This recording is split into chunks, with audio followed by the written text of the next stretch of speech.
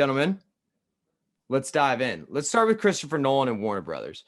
Do we have? I know both of you are very, very big Christopher Nolan fans, so I'm interested to see what y'all's take is on this. I have some thoughts as well, but do we have any opening thoughts? Well, I have a question for you real quick, Zach. Have you seen Tenet? I have seen Tenet.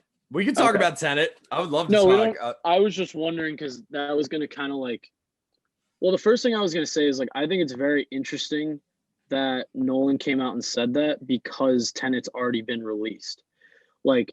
I think it's really big for the whole movie industry because obviously we all know how big he is. But think about it, Tenet already came out and us three have already seen it. It's not like he's getting his first initial release on HBO. So I feel like he's actually standing up for everyone else, which is crazy because he doesn't really need to do that. I'd be interested to hear your thoughts on that. I mean, I think he's going to war for the rest of the pack because here's the thing. Nobody really has control over this new streaming world besides the people, really in the front office. These stars and these directors and everybody that's putting, I think from more of an artistic perspective, speaking as an actor that hopes to be in movies one day, I think there's a completely different mindset of making the art and being an artist like Nolan is and his style and he puts every ounce of himself into every single one of his movies. Think about it, there aren't movies like Christopher Nolan movies. So I think he's trying to defend the experience of going to the movies for one, because that is now something with streaming that people are afraid is going to die, especially in a pandemic world, and just the profit cut in general. Because think about it, you're paying $12 for an adult to go to the movies for one movie, but you're paying probably $10 to $12 to stream unlimited movies at any time. It's not just a one and done. So in my mind, at the basic math, and I don't know the actual real solid numbers, but in my mind, that's a huge cut. You know what I mean? So for the people that are putting the work into the movies that aren't sitting in the penthouse office, this is a huge deal. And also they want the big release. You know what I mean? Cam, I feel like you have something to say.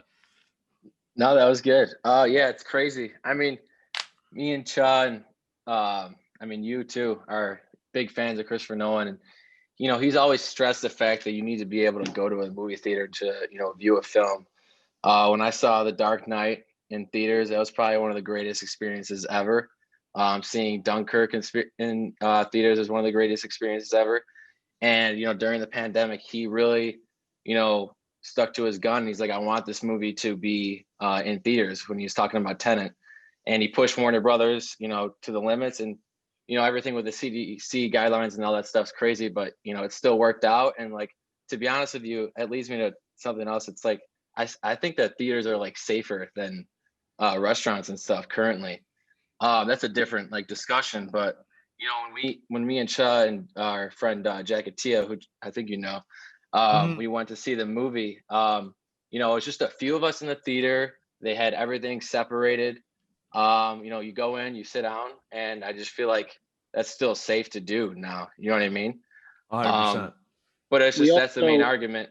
Yeah. We also had to drive to Pennsylvania, and we live in New York to go see the movie. Yeah, we drove to Erie, Pennsylvania, just for Christopher Nolan. So no way. Yeah. But it's just up to the discussion. Then you think about revenue and everything, the box office, movies coming into physical release for the theaters, that brings in a lot of money for people that work their blood, sweat, and tears for in movie industries and for the theaters. So then when these people that are filming these movies and stuff, for the ones that I'm talking about, the ones that are going to get streamed, okay, they're just going to put them on streaming services, that's it, you know what I mean? If they did these big rollouts, that's what they want. That brings in a lot of money. And Warner Brothers are just saying, you know what, just release them, and it's not going to give you a lot of revenue. Right. And the other thing about that, everything that goes into an experience at the movies between we talked about the ticket itself, but then the concessions, a lot of times, like, especially I even remember going to see The Dark Knight midnight premiere, and they were rolling out the merch at the theater, you know what I mean? And like so it's everything rolled up into one that you're literally just cutting out by giving it right to people in their own homes, which, like, a lot of people don't like going to the movies, and I see the appeal. It's just, I think the industry is trying to move too fast, and I think that's what Nolan is saying here. He's also a movie, like he's a movie guy. Like he very much like a Scorsese. Like I put him in the same category as a Scorsese, just because of like how much he cares about. It's not just the movie, it's not just the art, it's the over encompassing experience. Yeah. Zach, and that's, you know how? Oh, sorry, you can go. Ken. No, go ahead. No, I was just gonna say it's like it's different because the movies that are released to streaming platforms, obviously, like ahead of time, they know that's gonna happen, and I feel like that's a very obvious thing to say. But I feel like it's like a very simple way of like breaking it down because, like you've said, these movies are expected to be having that whole experience, that whole vibe of going to the movie theater versus certain movies that are made specifically to go straight to streaming platforms. And I feel like the whole money thing is like already factored into that, which kind of ties into what you were saying with like all the actor guilds. And I wouldn't understand that stuff because you could explain that way better to me, but I don't know.